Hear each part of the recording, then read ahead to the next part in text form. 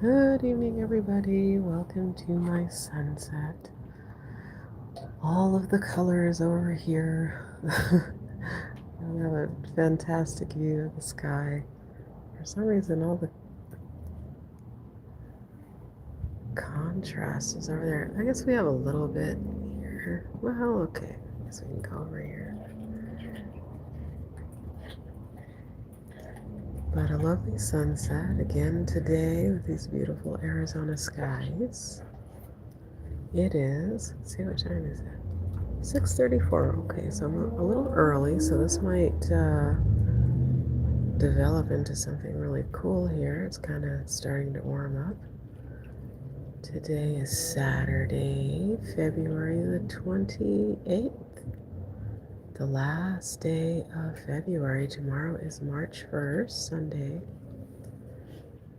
So we are about through February and cooking into the third month of the year. Wow, this year is going by so fast. But we are at sunset. The day is over. And we had a record. I don't know if it was a record, but it was 90 degrees today. I don't know if we went over that or just shy of it, but it was 90 degrees today. Warm, warm day, tank top, bikini weather, whatever you're into.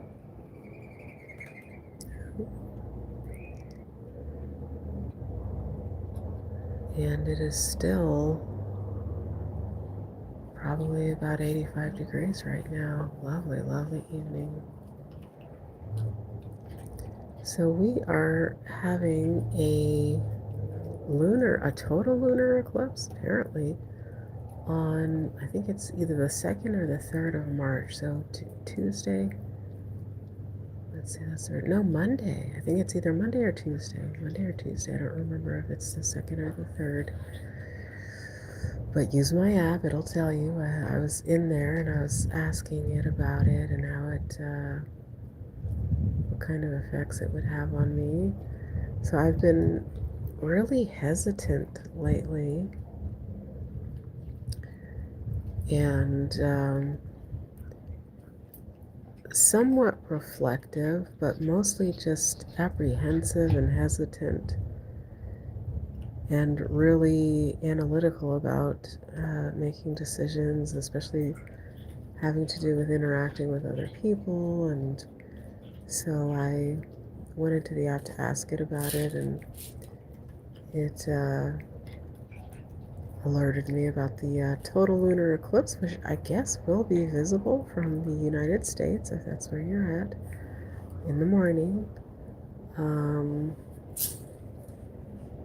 So check out, where and when it's going to be and how you can view it. I'm going to try to view it, see what happens, and maybe I'll film it in the morning and see what it looks like. So I guess it's our first blood moon of the year, our first eclipse of the year, I believe. And it is having an effect on me now, approaching into it. So if you are having some sort of weird feelings right now, use my free app and have it kind of walk you through what's going on and where and how you should focus your attention and energy to maximize the potential of the time. But yeah, I was looking at other consciousness creators, and most people are suggesting to meditate and reflect and journal and all those things through the next 4 or 5 days or so, leading into it and a little bit after. So, but anywho, I named this. What did I name this? Something like the body is the key to your sovereignty. And the reason I named this live that is because, so I'm working on an article that talks about micropendiculation, which is just moving yourself through with intention and with being very careful and analyzing what you're feeling and things like that as you're moving yourself through. I guess you can say sore spots. I don't have a better word, but you're moving yourself through sore spots. Are you scared? Can you go inside? Yeah. What is it? No? Not scared? No. You got scared of something. But anyway, you're moving yourself through. Oh, he's catching flies. He's catching flies. You're moving yourself through spots in your body and your muscles and your tissues that might feel either sore or just different, and you're looking for a muscle release. And children do that automatically. Babies, children, the movements that they're making, the fidgeting that they're doing, it's an automatic movement, or it's an automatic thing that children do in their development, and they're actually unconsciously interacting with their nervous systems. And over time, we stop doing that. We either learn and gain mastery of our nervous systems and have a higher level of control and understanding so we can fine tune that. But a lot of times what happens is, if you're told to be still and stop fidgeting and all of that kind of stuff, you don't sometimes, and, I don't know what level of the population, but anyway, sometimes you can impede or impair to some degree your sense of internal sensations because you really haven't worked through that all the way because it was a little bit stunted or misdirected with the need to sit still in school and things like that. So because of that, what happens is you can develop patterns and habitual movements that are less efficient, less graceful than you wanted. And so you can go back into that state, but with adult attention, and you can start feeling through sore spots, pain spots, and things like that. And that's what the Feldenkrais method does, my somatic bodywork that I do. And those audios are in the free app, which you can do. But those movements in there help to kind of approximate what you would do in childhood. But anyway, I'm working on an article that talks about the level of mastery that you gain when you do this methodically. And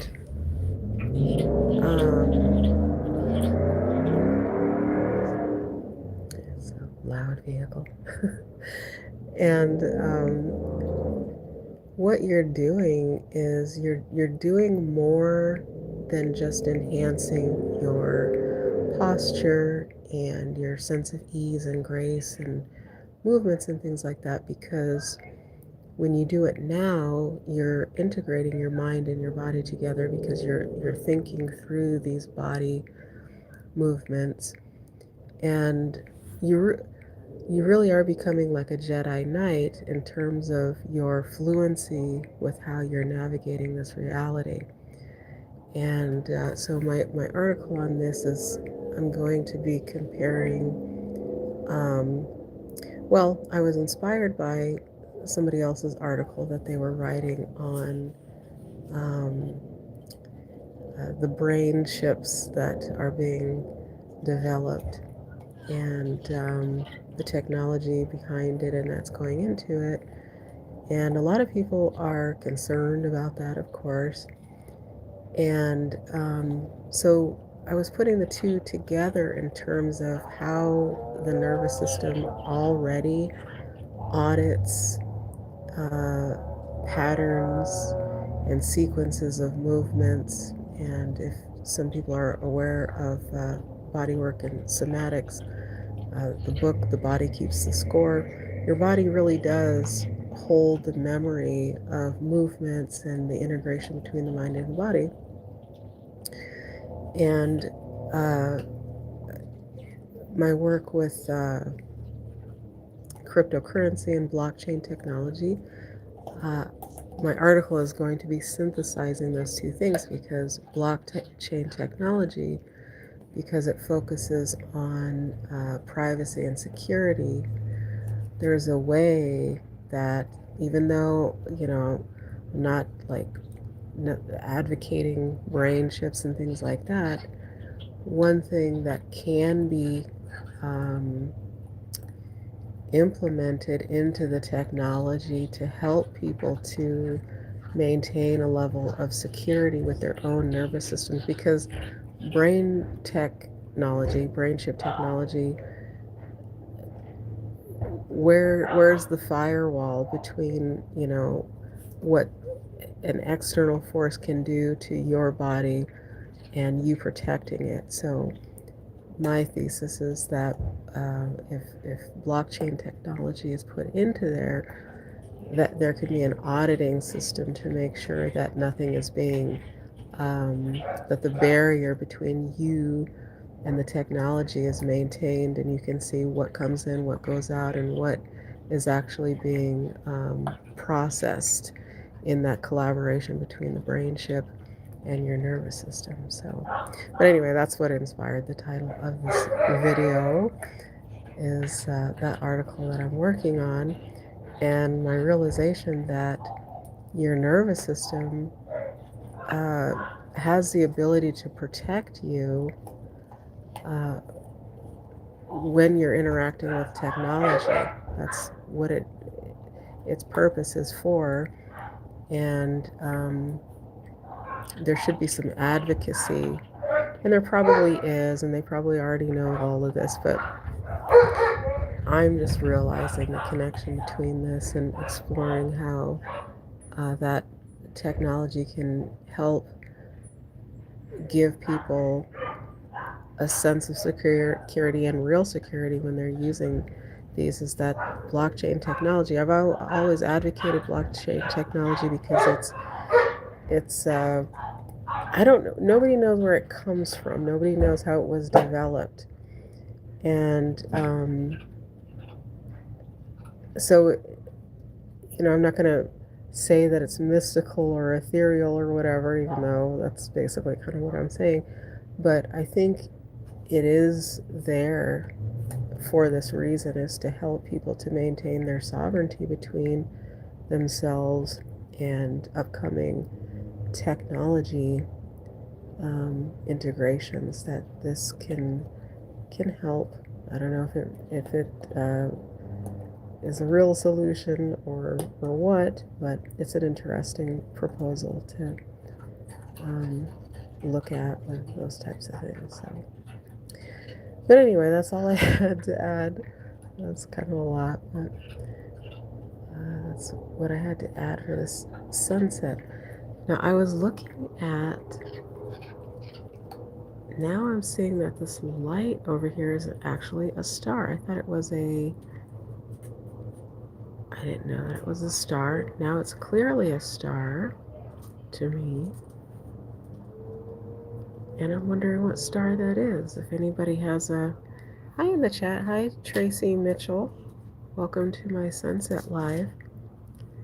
If anybody knows, I am in Arizona, and this is my western sky. What is that star? It becomes visible right there on the horizon in the western sky. It's so bright. I thought it was a plane. Very cool. What is that? But anyway, check out my free app. That link is in the description. I'm thinking about adding a newsletter component to it, and putting some of these articles and stuff that I write in there, so that